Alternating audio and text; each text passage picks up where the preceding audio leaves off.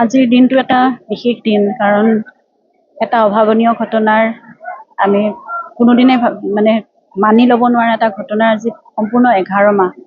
কিন্তু সেই দিনটোতে এটা মংগলময় কাৰ্যৰো আৰম্ভণি হৈছে। হেঙুলৰ লগত জুবিনৰো খুব ওতঃপ্ৰোত সম্বন্ধ আছিল।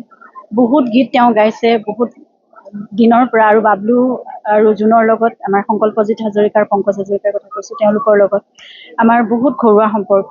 আৰু ময়ো প্ৰথম মোবাইল থিয়েটাৰৰ কষ্টিউমৰ আৰম্ভণি 2009 চনত ঝংকাৰ নাটকখনৰ জৰিয়তে হেঙুলৰ পৰাই আৰম্ভ কৰিছিলোঁ। গতিকে আমাৰ খুব ঘৰুৱা এক আত্মিক সম্পৰ্ক আছে। আৰু জুবিনৰ যিটো সম্পৰ্ক হেঙুলৰ লগত আছে, এইবাৰ সেইটোৰ ভিত্তিতেই চাগে তেওঁলোকে ঈশ্বৰপুত্ৰ নাটকখনো কৰিছে জুবিনৰ ওপৰত আধাৰ কৰি।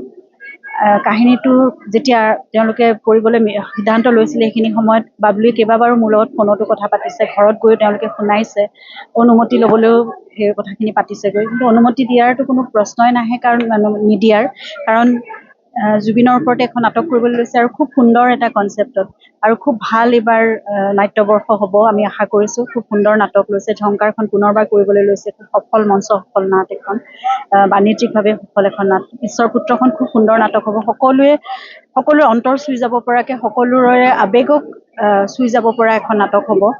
আৰু যিসকল অভিনেতা অভিনেত্ৰী এইবাৰ আছে, তেওঁলোককো খুব ভাল অভিনেতা অভিনেত্ৰী, সকলোবোৰ সুদক্ষ। সংগীতো খুব ভাল হ'ব, কাৰণ অৰূপ, পলাশ আৰু মনদীপে সংগীত কৰিব যিহেতু। সিদ্ধাৰ্থ সকলোৰে খুবেই প্ৰাণৰ আপোন এগৰাকী শিল্পী। ময়ূৰো তেনেকৈ, ঋত্বিক বা অনামিকা শৰণীয়া সকলোবোৰে খুবেই ভাল অভিনেতা অভিনেত্ৰীও আছে। হেঙুলে সদায় আগৰণুৱা কিবা এটা কৰি তেওঁলোকে দেখুৱায়।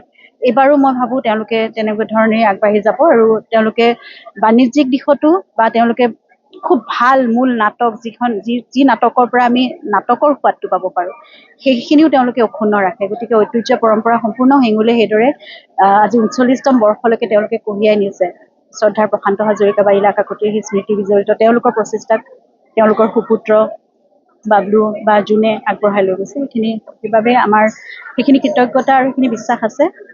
সদায় শুভকামনা জনাইছোঁ।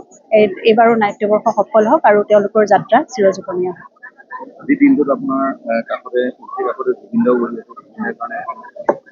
আসন ৰখা হৈছে।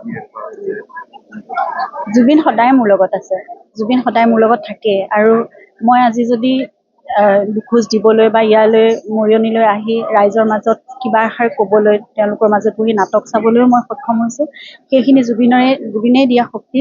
তেওঁৱে মোক আগবঢ়াই লৈ গৈ আছে, সাংস্কৃতিক দিশতে হওক, সামাজিক দিশতে হওক মোক শক্তি দিছে। সদায় মই তেওঁৰ লগত কথা পাতোঁ, সদায় মই অনুমতিও বিচাৰোঁ, তেওঁক মই গোটেই কথাবোৰ কওঁ। আৰু তেওঁ যেনেদৰে এটা কথাৰে মই উত্তৰ নাপাওঁ, কিন্তু মই উত্তৰ বা মই বাট সদায় তেওঁ মোক দেখুৱাই থাকে, আৰু মই সেইমতে সদায় আগবাঢ়িব পাৰোঁ। বানাক্ৰান্তসকলৰ ওচৰলৈও জুবিন যেনেদৰে গৈছিলে, তেওঁৰ আদৰ্শলৈ মই এতিয়া সকলোবোৰ কাম কৰিব বিচাৰোঁ, তেওঁক ভাল পোৱা ধৰণেৰে। সিমানখিনি সামৰ্থ্য শক্তি মোৰ নাই, তথাপিতো মই চেষ্টা কৰিম। আৰু আপোনালোকৰ মাজত, ৰাইজৰ মাজত যেতিয়া মই থাকোঁ, মই এতিয়া দেখিছোঁ হাজাৰজন জুবিন আছে। সকলোৰে প্ৰাণত জুবিনক ধাৰণ কৰিছে সকলোৱে। এজন জুবিন নহয়, এতিয়া হাজাৰ হাজাৰ জুবিন আছে নতুন প্ৰজন্মৰ মাজতো। আৰু এনেদৰেই জুবিন আগবাঢ়ি গৈ থাকিব। তেওঁৰ সৃষ্টিক, তেওঁৰ আদৰ্শক, তেওঁৰ পৰিকল্পনাসমূহ, সপোনবোৰক সকলো অসমবাসী ৰাইজে তেনেদৰে কঢ়িয়াই আগলৈ লৈ যাব। জুবিন চিৰ অমৰত্ব তেওঁক ইতিমধ্যে ৰাইজে প্ৰদান কৰিছে। এতিয়া মাথো আমি এটাই কথা যে আমি উত্তৰ পোৱা নাই 19 ছেপ্টেম্বৰ তাৰিখটো কি হৈছিলে, তাৰ বাবে আমি অপেক্ষা কৰি আছোঁ। আৰু মই ভাবোঁ দেশৰ ন্যায় ব্যৱস্থাই, ভগৱানে সকলোৱে সেইখিনি আশীৰ্বাদ দিব, আমি এটা উত্তৰ পাম, আমি ন্যায় লাভ কৰিম।